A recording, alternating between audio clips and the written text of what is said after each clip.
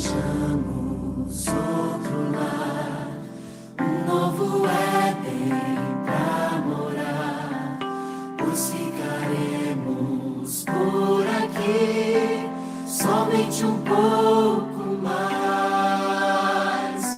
Esta promessa quero alcançar, custe o que custar, e enquanto espero, sigo confiando no poder que vai me salvar.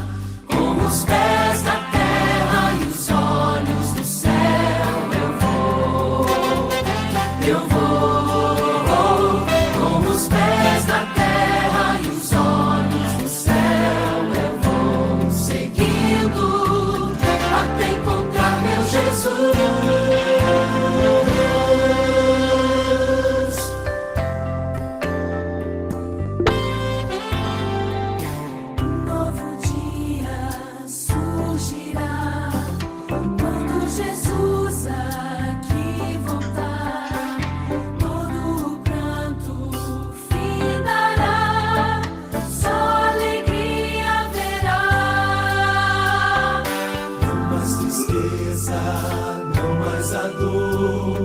Lá reinará o amor, finalmente verei e adorarei o meu Rei, meu Salvador.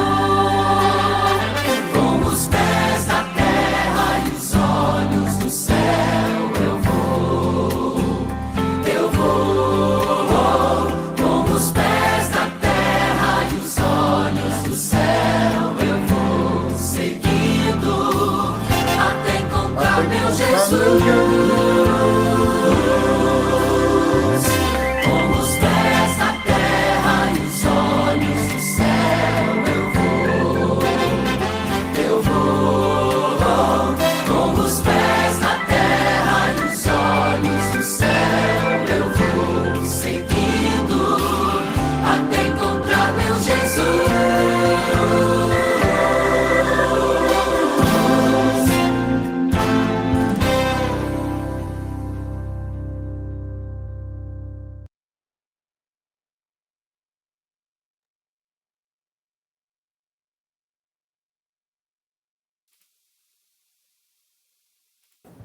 Boa noite, irmãos. Boa noite. Boa noite. Queria agradecer a todos que podem estar aqui. Boa noite. Boa noite. Podemos assistir a mais uma reunião, né? E a gente pode começar cantando o hino dos cultos jovens. A gente vai começar com o Eu Vou. Pode colocar aí, Matheus? Sim, sim.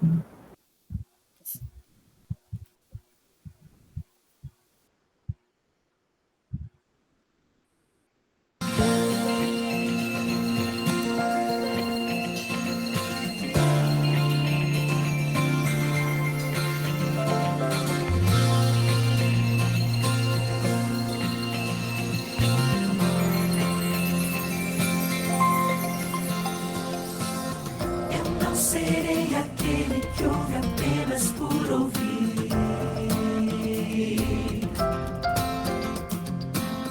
Tua palavra diz que o teu amor está em mim.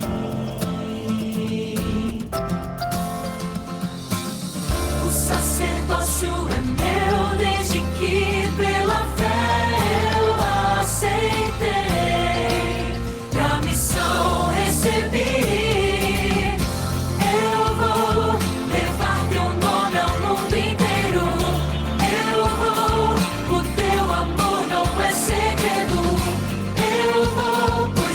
Esse é o teu desejo, que venha o teu reino. Só me resta dizer, eu vou.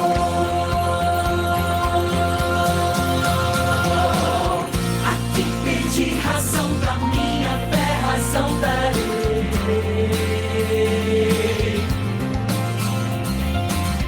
Pessoas clamam por amor, amor eu levarei.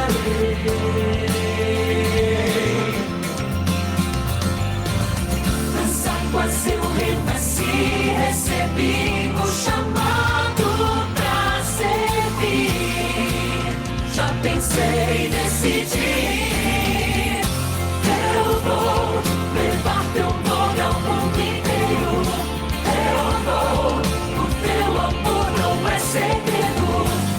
Eu vou, pois esse é o teu desejo, que venha o teu reino. Só me resta dizer, eu vou.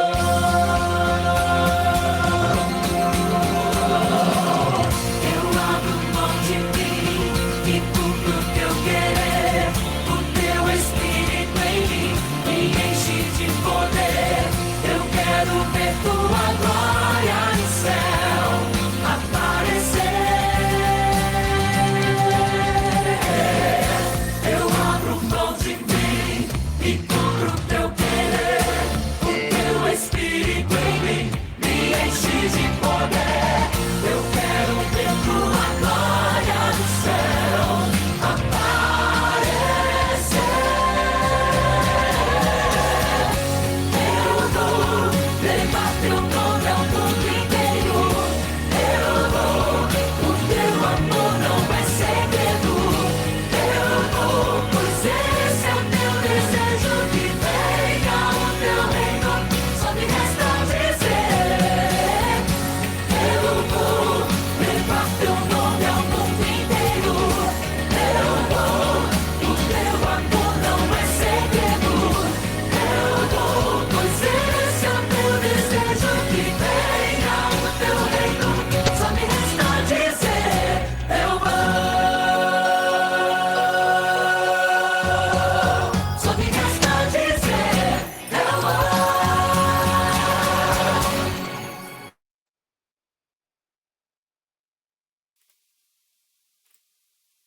Vamos fazer uma oração? Oremos. Sim, senhor. Oremos. Querido Deus, muito obrigado por mais uma reunião da Semana de Oração Jovem que podemos fazer. Senhor, que Tu abra nossa mente para que possamos aprender mais sobre Ti e que Tu inspire o orador para que ele possa passar a mensagem para todos nós. Obrigado por tudo. É isso que te peço em nome de Jesus. Amém. Pode começar, irmão. Amém. Ah, ok. Peraí.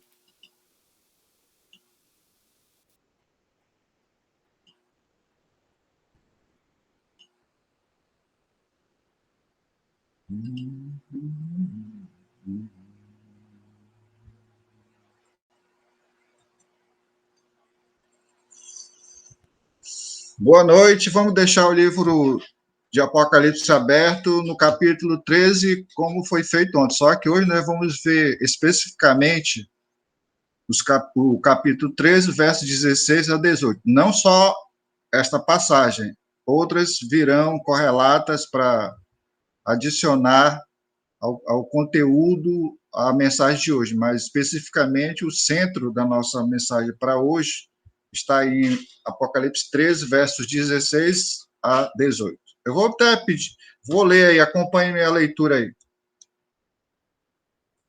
Aqui, nesta tradução, eu leio assim: e faz, Apocalipse 13, versos 16 a 18. 16. Faz que a todos, pequenos e grandes, ricos e pobres, livres e servos, lhes seja posto um sinal na sua mão direita ou nas suas testas.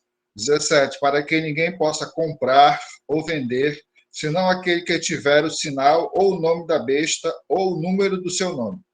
18. Aqui está a sabedoria. Aquele que tem entendimento, calcule o número da besta, porque é o número de um homem e o seu número é 666. O subtítulo do assunto de hoje é Satanás, o macaco de Deus. Daqui a pouco vai ser explicado por que esse subtítulo. Eu não sabia dessa história, mas nós vamos saber por que Satanás é chamado, apelidado de macaco de Deus. Vamos ver quem foi a pessoa que deu essa alcunha para Satanás. Aqui diz assim, né?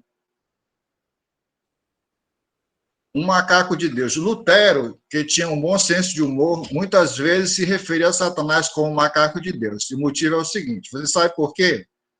E olha, aqui já vai uma aula grátis, tá? De português. Toda vez que o porquê ficar no final, fazendo a pergunta, ele é separado com acento, assim. Ó. Aí, porquê, quando é respondendo, ele é junto e sem acento. Porque Satanás sempre procurou imitar as obras de Deus. Por exemplo, Deus semeia o trigo, Satanás semeia o joio. Ele faz o paralelo. Deus convida seus filhos a tomarem a porta estreita e o caminho estreito. Então, Satanás exorta seus seguidores dele, de Satanás, a tomarem a porta larga e o caminho largo. Então, por isso, ele é um macaco de Deus. Ele faz um arremedo, ele arremeda, ele tenta imitar as coisas de Deus.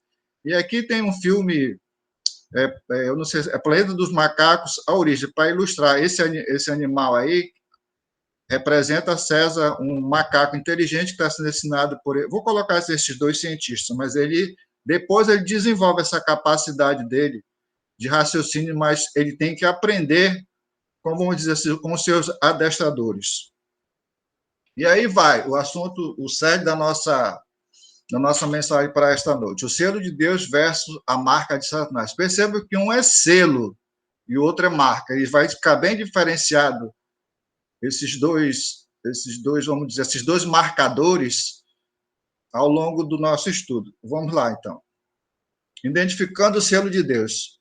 Queridos, para entender o que é a marca da besta, é necessário primeiro identificar o selo de Deus. Quer dizer, é aquela história, para a gente definir, quando nós compreendemos um, nós conseguimos definir o outro, porque o outro é o contrário desse. Para entender o mal, nós temos que entender o bem.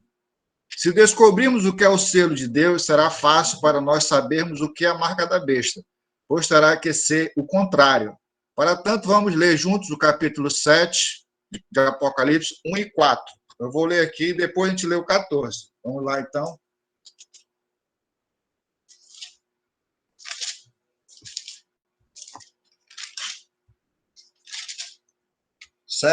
Capítulo 7 de Apocalipse, do verso 1 ao verso 4. E depois dessas coisas, vi 4 anjos que estavam sobre os 4 cantos da terra, tendo os 4 ventos da terra, para que nenhum vento soprasse sobre a terra, nem sobre o mar, nem contra árvore alguma.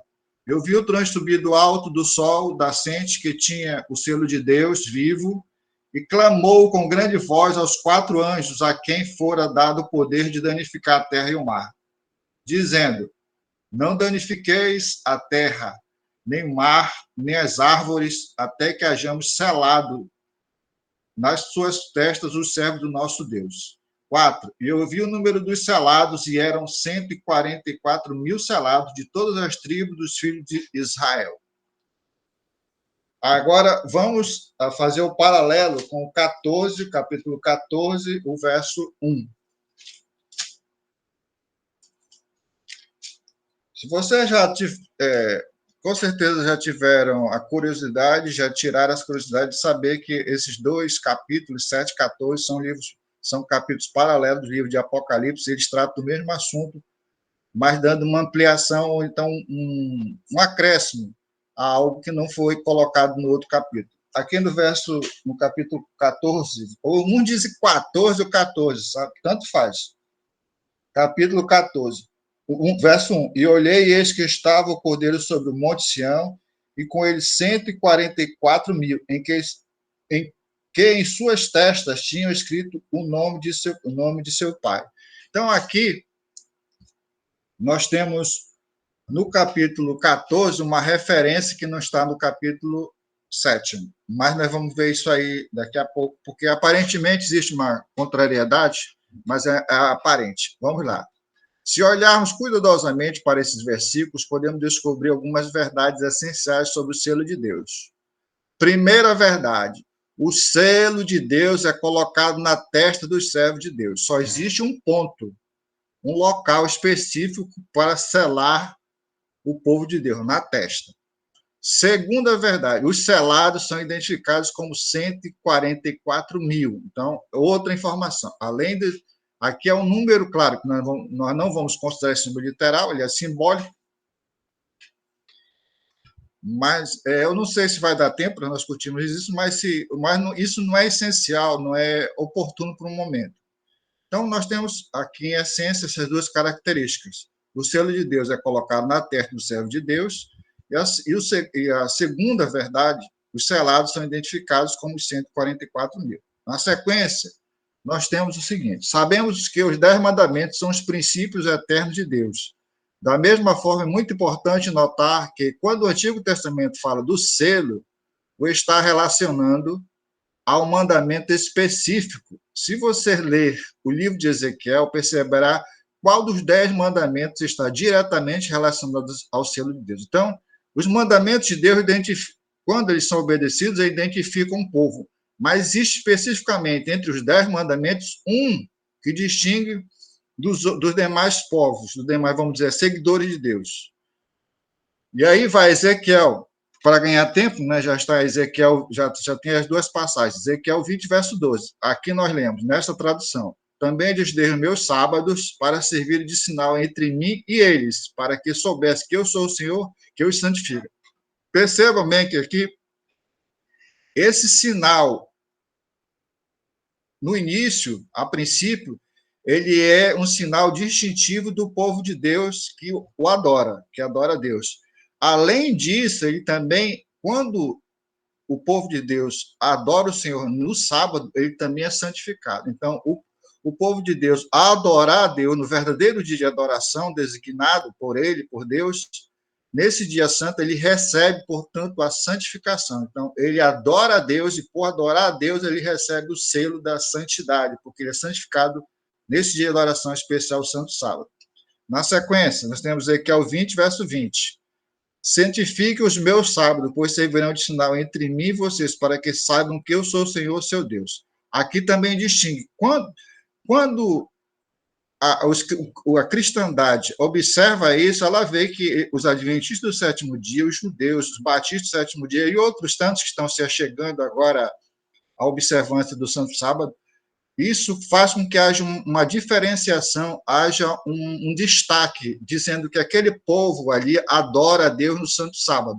Para eles pode ser uma questão legalista, para eles eles podem interpretar que significa uma observância inadequada, que esse mandamento já foi superado, substituído por outro, que nós vamos ver daqui a pouco. Mas não importa, todas as pessoas que adoram a Deus no sábado são observadas, e elas, por isso, elas são distintas. A essa adoração que elas fazem no Santo Sábado chama a atenção dos demais cristãos.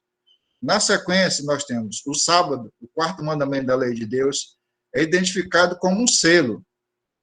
Agora, eu vou deixar bem claro, aqui, essa exposição, por ela ser mais resumida, não vai tratar vamos dizer, dos outros 2 selos que Deus tem, porque Deus tem selado a pessoa aqui pelo Espírito Santo, pelo batismo, e tem também um outro selo, que eu não vou poder tocar aqui, porque o assunto se restringe a apenas fazer essa distinção. Se o estudo fosse direto só sobre isso, nós teríamos tempo para tratar que existem mais 2 selos. Um é o Espírito Santo e outro é a própria palavra de Deus. Aqui, para fazer essa distinção entre o selo de Deus e a marca da besta, para nós, para o momento, é importante que a gente apenas se detenha nesses pontos para não alongar e para o assunto não ficar assim muito assim, de certa forma, longo e disperso. Então, para centrar, para resumir, hoje a nossa preocupação aqui é fazer essa distinção entre aqueles que vão ser selados, como vão ser selados, por que vão ser selados por Deus, e aqueles que vão receber a marca do inimigo, de Satanás. Então, este é o ponto. Alguém pode ter essa dúvida, esse questionamento. Existem, sim, outros selos, outros selamentos, mas, para o momento, a ênfase é neste ponto aqui, a questão, vamos dizer, da guarda do sábado, dos mandamentos, em distinção, especificamente, né, guarda do sábado, vamos dizer assim, em oposição a outros dias que o ser humano ou alguém vai querer colocar aí como oposição ao sábado. Muitas vezes alguém diz que é um falso sábado, um falso descanso. Muito bem, dito isso, vamos seguir aqui. O sábado, o quarto mandamento da lei de Deus, é identificado como um selo, porque geralmente um selo serve para identificar alguém ou alguma coisa.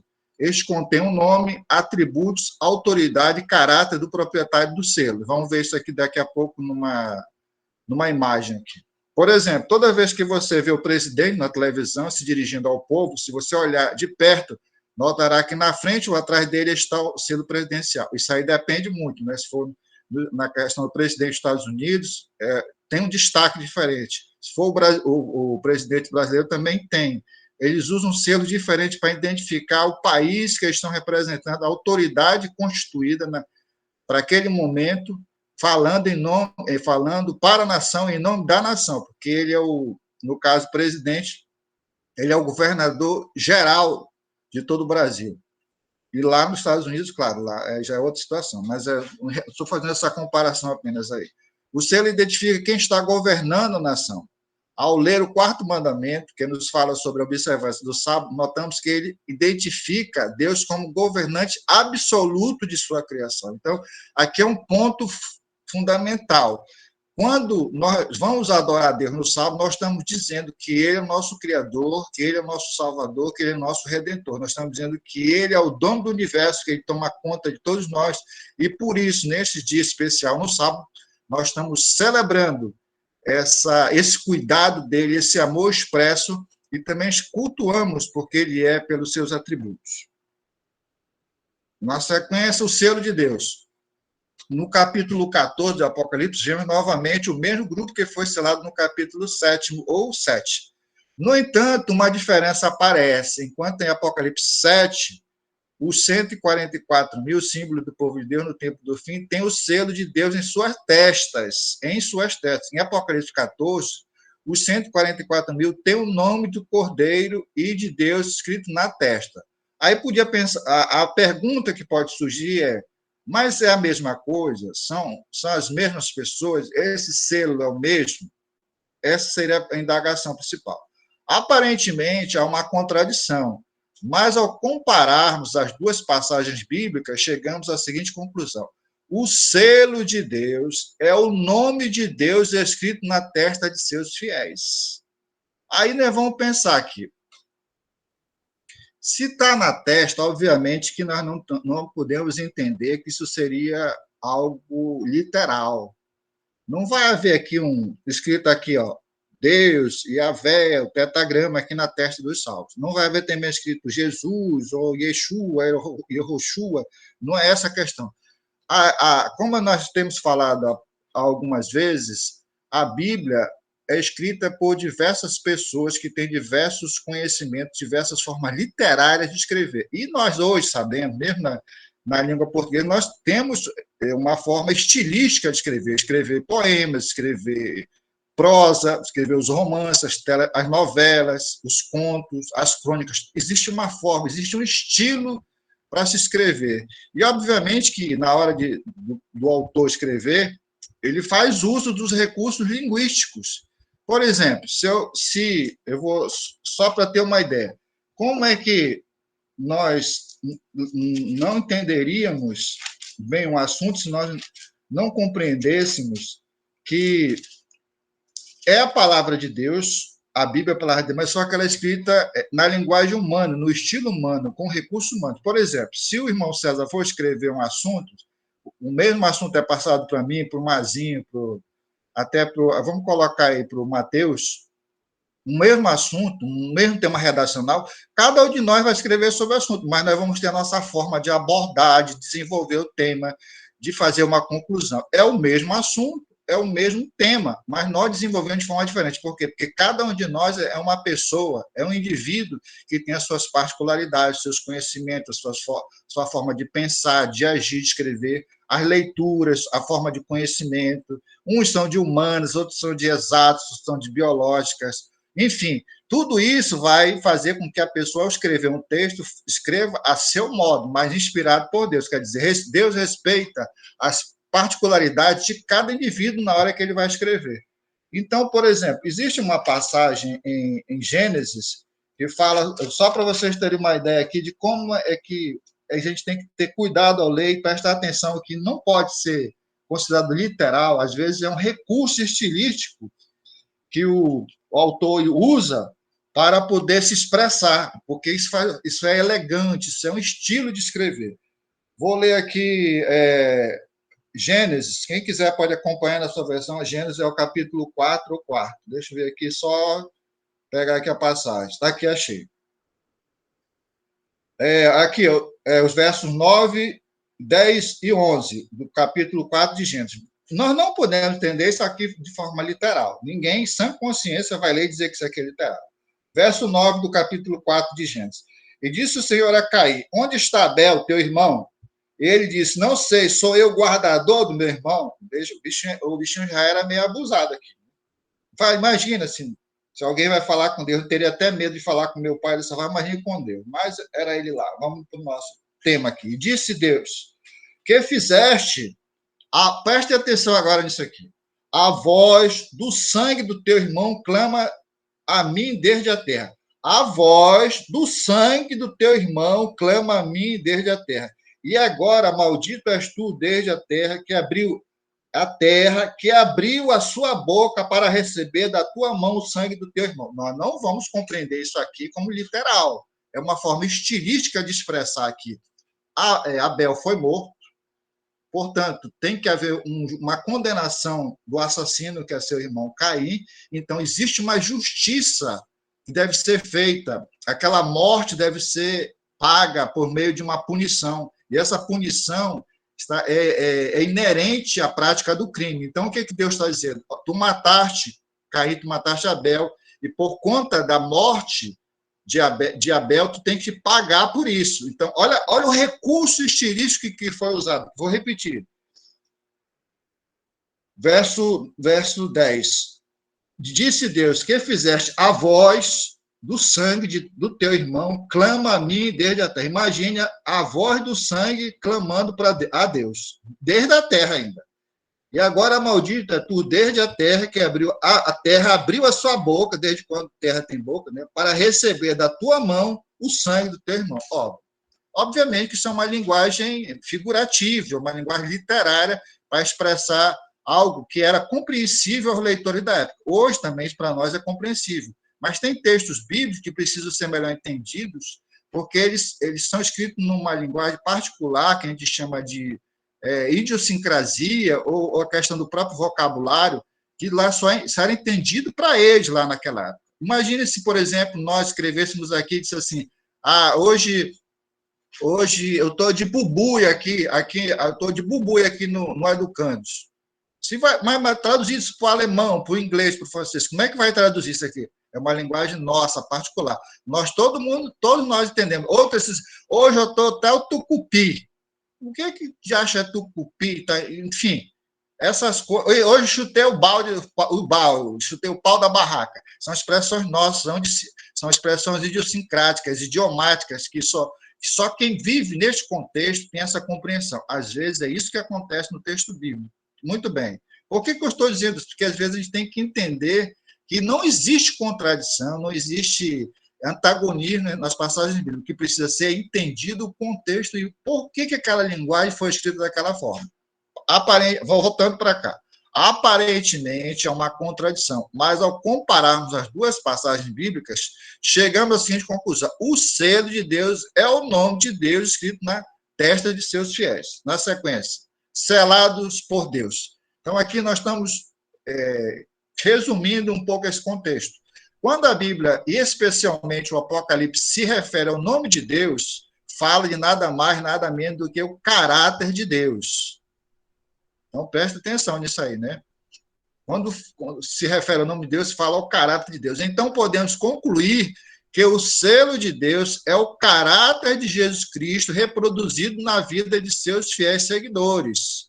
Isto é, o selo de Deus é o reflexo dos princípios divinos na sua vida e na minha vida. E como é que nós refletimos esse caráter santo em nossa vida? Obedecendo a Deus, obedecendo aos mandamentos. É isso que vai nos permitir, segundo a figura aqui demonstra, nós estarmos em condições físicas, mentais, espirituais de receber Cristo. Caso isso não fosse possível, nós morreríamos, nós esconderíamos da presença de Deus.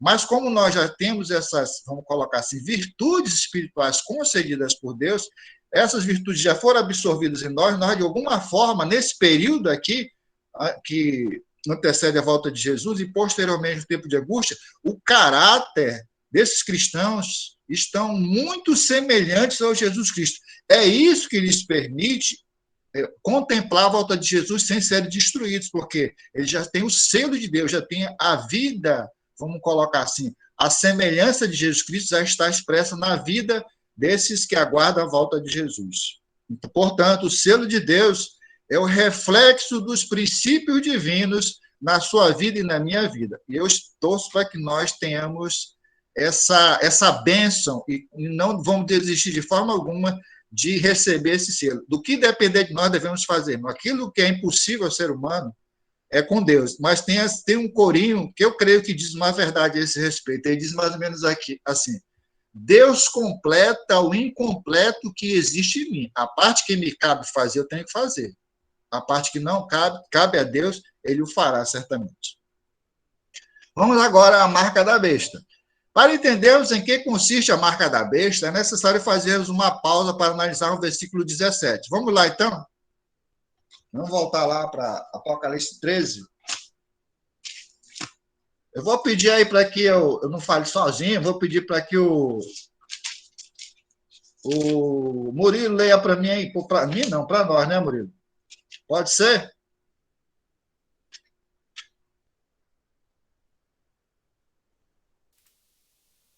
Qual é o texto? Capítulo 3, verso 17. 17? Para que ninguém possa comprar ou vender, senão aquele que tem a marca, o nome da besta ou o número do seu nome. Então, vejam só, aqui o capítulo 13, verso 17, destaca esses detalhes aqui. Há uma marca, ao nome da besta e ao número do seu nome. Enquanto que Deus só tem um selo, ele nos sela só com algo, a besta coloca possibilidades aqui. É sempre assim, é como se as alternativas para se contrapor ao selo fossem maiores e mais vantajosas. Mas, na realidade, tudo aquilo que contraria a vontade de Deus, tudo que contraria especificamente o selo de Deus, aquilo que se opõe, ainda que pareça algo bom, no final é ruim. E aqui você vê, tem as possibilidades, pode ser pela marca, pode ser pelo nome, pode ser pelo número. No caso de Deus, é um selo, aqui é uma marca. No caso de Deus, é um selo, aí é uma marca, na sequência. Então, isso que eu até agradeço pela leitura que o Murilo fez, aqui, eu reproduzi aqui. Para ninguém possa comprar ou vender, exceto aquele que tem a marca, que é o nome da besta ou o número do seu nome. Então, percebam. Aí algumas pessoas, é um chip, não, primeiro foi aquele código de barras que hoje tem aquele leitor óptico faz, né, na hora das compras, nos supermercados, nos bancos, enfim. Aí depois não foi, aí depois colocaram, vão ser os cartões de crédito com chip. Aí depois vai ser aquele chip que vai ser implantado na pele. Agora vai ser a vacina. Tudo isso é colocado. Nós não devemos ser ingênuos a ponto de pensar que isso é o sinal, a marca da besta. Mas isso, e aqui eu chamo a atenção, isso é uma forma de controle populacional. Isso vai ajudar o sistema? Vai. É a marca da besta? Não. Mas vai ajudar a besta a ter controle mundial? Vai. Vamos lá, daqui a pouco eu posso retomar isso. Se deram conta, a marca, o nome e o número da besta são a mesma coisa. Esses três elementos nos falam sobre o caráter da besta. Mais uma vez, olha só, a questão do caráter está sendo colocada aqui. O selo de Deus expressa o seu caráter e seus filhos, seus seguidores. Portanto, se Deus é santo, esse povo, esses seus seguidores também o são. Portanto, a marca da besta nada mais é do que o caráter da besta ou do anticristo reproduzido em seus seguidores. Você se lembra de como o caráter de Deus se reflete em seus seguidores? Em obediência aos seus mandamentos, reconhecendo que ele é o Criador e o dono de tudo. É isso que nós estamos dizendo quando obedecemos a Deus. Mas, então, como o caráter da besta se manifesta em seus seguidores? Simples, colocando os mandamentos dos homens acima dos mandamentos de Deus. Ora, a oposição. Desde onde nós estamos falando que Satanás não trabalha, embora a palavra anticristo signifique aquilo que se opõe a Cristo, vamos dizer, numa primeira análise, numa primeira compreensão, mas esse anticristo não é aquele que se opõe, que está em antagonismo direto, não. é aquele que se propõe como uma proposta, como uma possibilidade.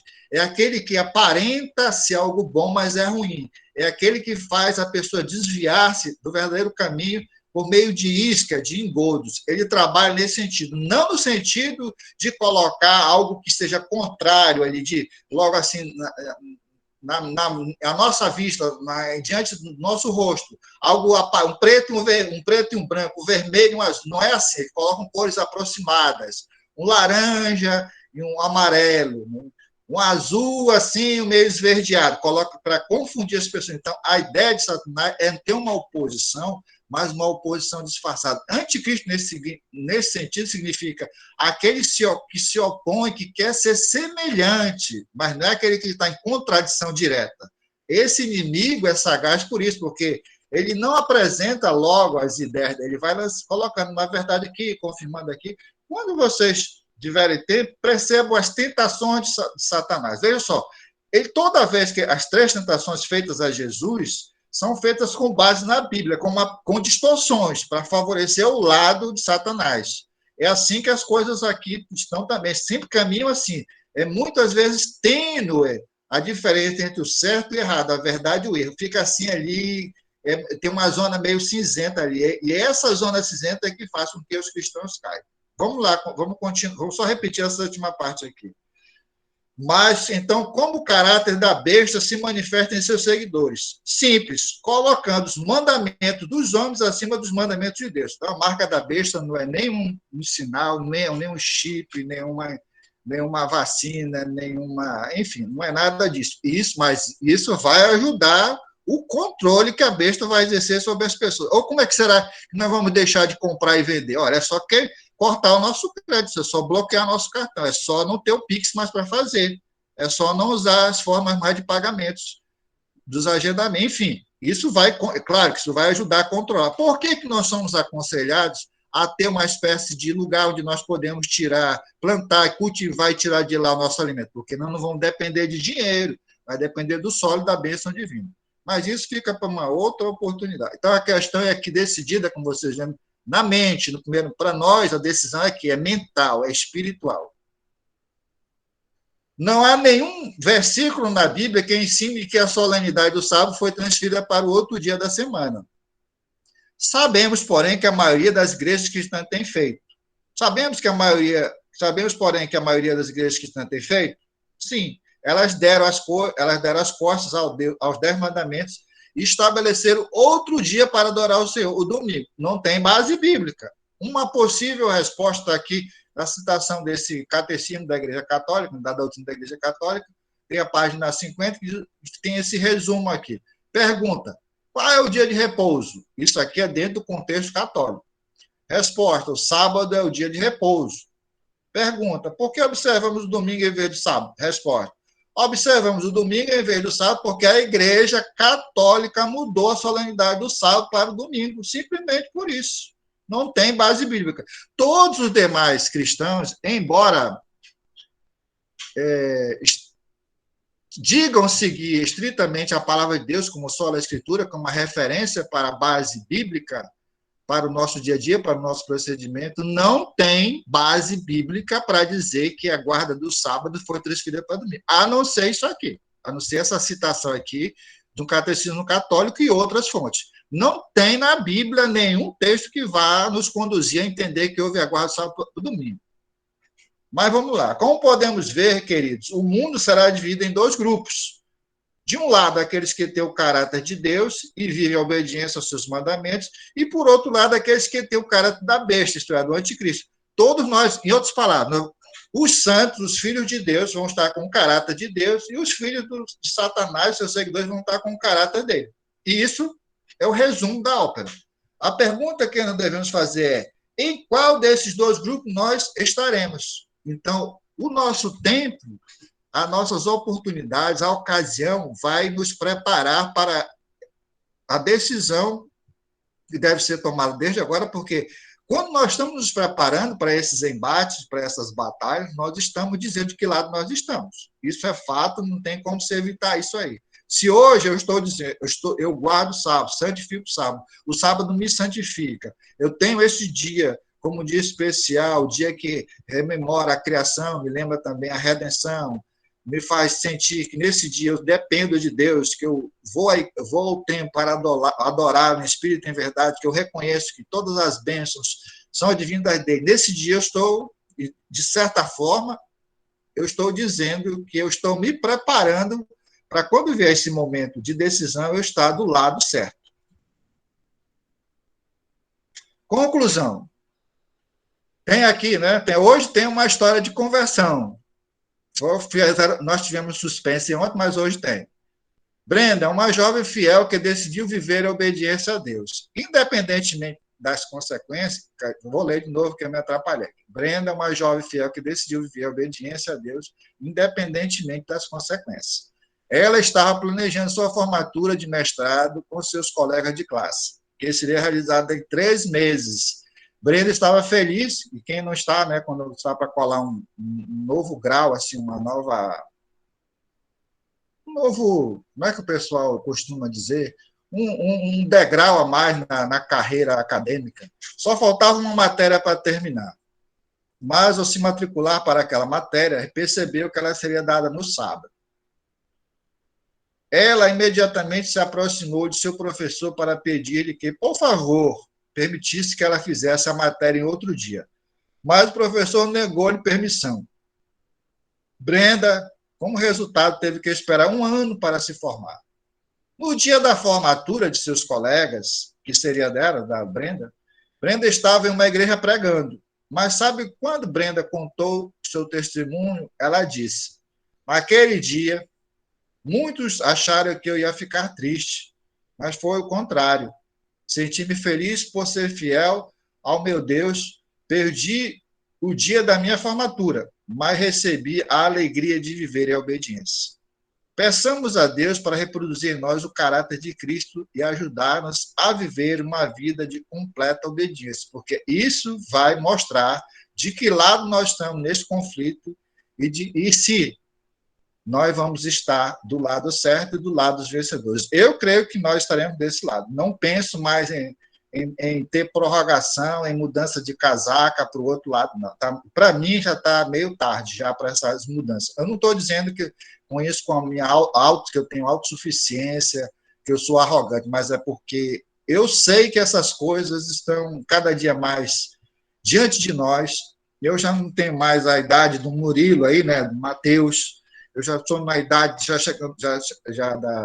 daquelas que não perguntam mais como vai, como está, como dói. Então, não para mim voltar para essa fase aí de rebeldia, porque também não tenho adolescência mais para fazer isso. Então, para mim, agora, a minha meta é chegar aí. Eu quero terminar dizendo umas palavras de um pastor amigo meu que diz assim: agora é o momento de começarmos a pensar na eternidade. A nossa obsessão é chegar ao nosso amigo Jesus Cristo.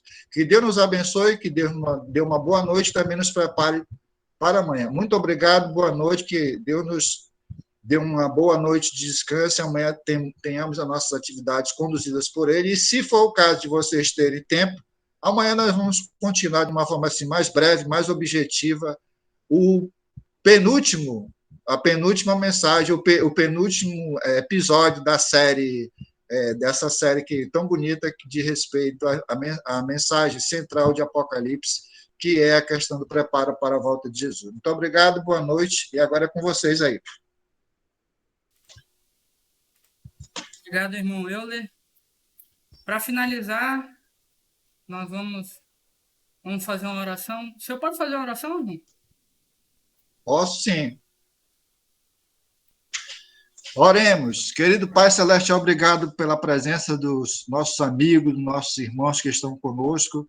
Obrigado também pela presença do Espírito Santo para nos orientar, para nos advertir, para nos preparar para esses momentos solenes que estamos vivendo. E vamos aproveitar, Senhor Deus, não nos deixe, incomode-nos, se for o caso, para que esse assunto seja sempre uma constante entre nós, no sentido de haver esse preparo, não somente nosso, mas também levar essa mensagem para que outros também se preparem porque se estivermos salvos, queremos também que outros estejam salvos. Se nós queremos estar na eternidade, queremos também que outros estejam conosco, nossos amigos, nossos irmãos na fé, nossos vizinhos, colegas de trabalho, enfim, todos aqueles que estão em nosso redor, em nosso alcance, que eles sejam alcançados por nosso intermédio ou por outros, Senhor, ou outro qualquer meio que tu possa usar para que eles cheguem até a verdade. Dá-nos uma boa noite, despede-nos deste local, mas não da tua presença, e amanhã, Senhor, durante já a preparação para o Santo Sábado, que estejamos mais uma vez